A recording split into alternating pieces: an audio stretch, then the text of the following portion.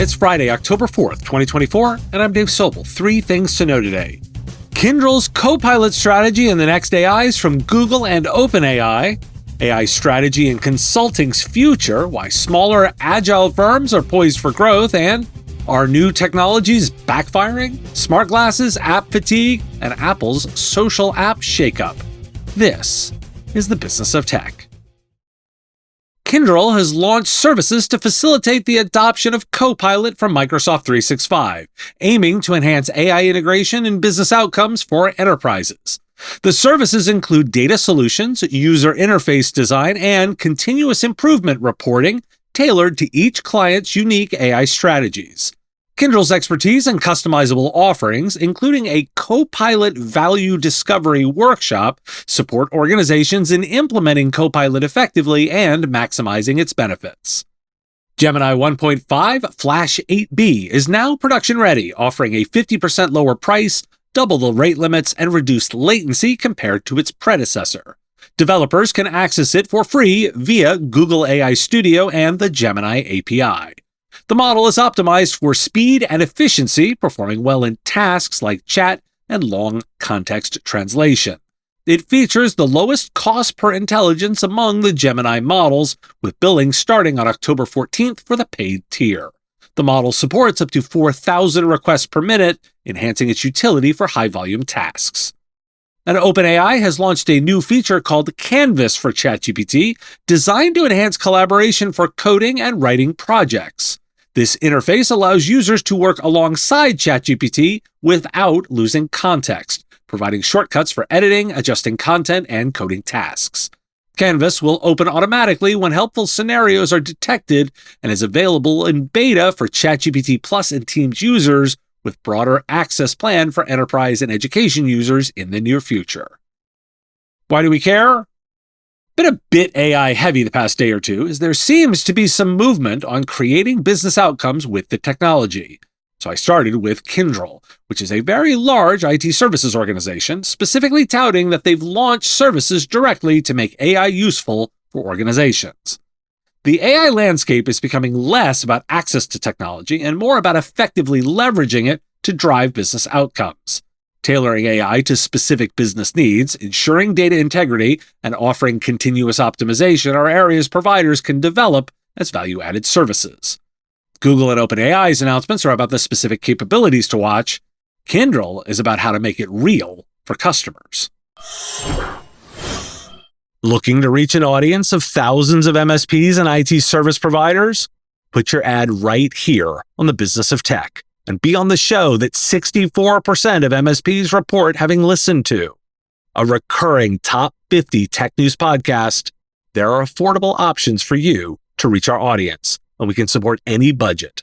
Podcast listeners are more engaged, have a higher level of brand retention, and are more willing to listen to ads here than any other avenues. Want to know more? There's information at mspradio.com/engage, including a button to book a time to talk. I'm looking forward to that discussion. I have so many big ideas this week that I'm actually breaking them into 2 groups.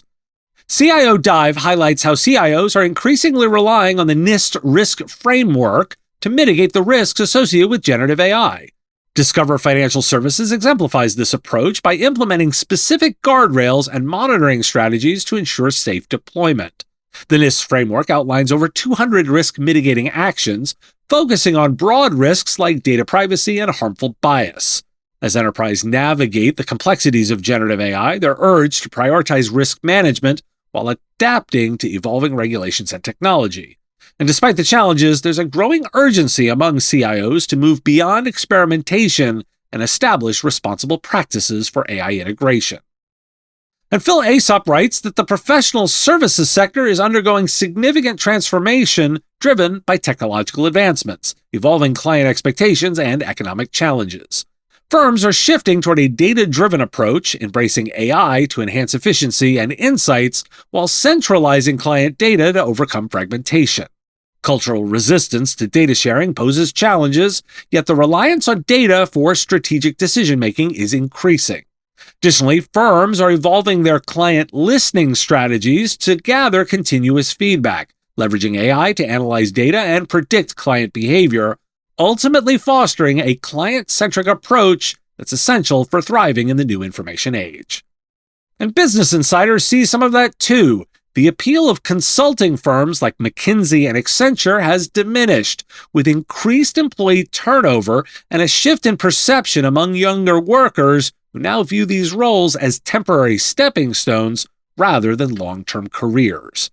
Many former consultants are leaving for more fulfilling opportunities in tech and startups, citing demoralizing work conditions and a lack of connection in remote settings. And despite high application rates, the industry's allure is waning as employees seek more meaningful work experiences. And one useful thing has been lingering in my mind this week with their article, How to Use AI in Your Organization. In the integration of AI in organizations, there's a disparity between individual productivity gains and overall organizational performance. The author suggests leveraging both crowd and lab approaches, encouraging employees to share their AI experiments while also establishing a centralized lab to develop benchmarks and tools. A key point is that companies need to conduct their own R&D on AI use, as external solutions may not fit their unique contexts. Now, why do we care? I'm most interested here in one useful thing's take. Organizations need AI that fits their specific workflows, data structures, and goals. For service providers, this presents an opportunity to offer bespoke AI services, helping companies conduct internal R&D with an eye to developing the governance and data management guidelines to be successful. There's a critical need to quantify AI's organizational impact, an area where IT consultants can offer strong expertise. And that's why I paired this article with the other three. Consulting is increasingly seen as a stepping stone, not a long-term career, especially among younger professionals who are craving meaningful work and a better work-life balance. Here's the good news. Smaller organizations, which are closer to the customer and deliver solutions with the advice, are much more meaningful in their work. The professional services sector is undergoing a technology-driven transformation, with firms increasingly embracing AI and data-centric models to enhance efficiency and overcome fragmentation. Again, good news for agile, smaller organizations. It's all about managing change, fostering innovation, and balancing that risk and reward. Companies that get these elements right will not only survive in the new AI-driven landscape, but thrive, creating a sustainable, scalable growth through thoughtful, strategic AI adoption. Service providers are poised to play a pivotal role in helping businesses achieve this transformation. And the other set of big ideas are the ones about technology broadly. 404 Media reveals that Harvard students have developed a project called iX-Ray, which combines Meta's Ray-Ban smart glasses with facial recognition technology to identify individuals and retrieve personal information such as phone numbers and addresses. The system streams video to Instagram, matches faces with publicly available images, and retrieves personal information from various sources. While the technology demonstrates the potential risks of data exposure, the creators do not plan to release their code due to its potential for misuse, aiming instead to raise awareness about privacy in the AI era. Did Apple just kill social apps? From the New York Times, Apple's iOS 18 introduces changes to contact sharing permissions that may hinder the growth of new social apps by allowing users to selectively share contacts, potentially reducing the number of connections for new users. While Apple argues this enhances user privacy, developers fear it could disadvantage them against established platforms like Facebook and Instagram, which benefit from existing user networks. The changes may lead to a shift away from friend-based social apps toward content-driven platforms like TikTok. And on Wednesday's live show, Carol and April mentioned the idea of tech fatigue, while The Atlantic looked at the overwhelming proliferation of apps in daily life, highlighting how nearly every aspect of modern living has been turned into an app, from shopping and transportation to health and education. While apps were initially designed to enhance convenience and efficiency, they've become a source of frustration due to the sheer number of them and complexity, leading to a bureaucratic experience that complicates simple tasks.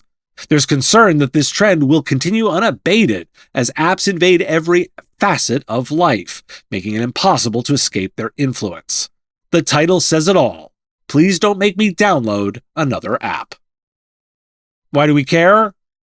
And these articles are about the impact that may not have been expected. We see a common theme: the collision of technology advancement with user fatigue, privacy concerns, and shifting industry dynamics.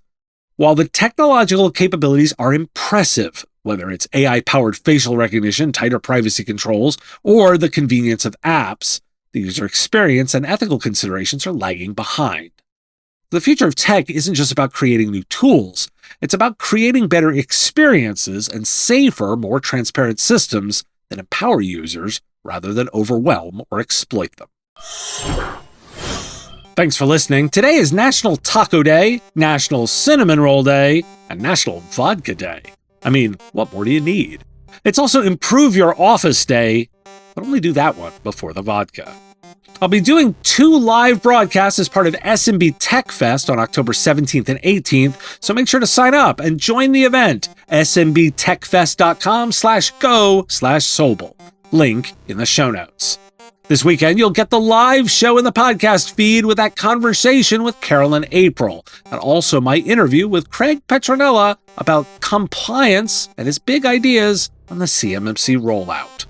I look forward to talking to you again on Monday. Have a great weekend. The Business of Tech is written and produced by me, Dave Sobel, under ethics guidelines posted at businessof.tech. If you like the content, please make sure to hit that like button, follow, or subscribe. It's free and easy and the best way to support the show and help us grow. You can also check out our Patreon, where you can join the Business of Tech community at patreon.com/MSP Radio, or buy our Why Do We Care merch at businessof.tech. Finally, if you're interested in advertising on the show, visit mspradio.com/engage. Once again, thanks for listening to me, and I will talk to you again on our next episode of The Business of Tech. Part of the MSP Radio Network.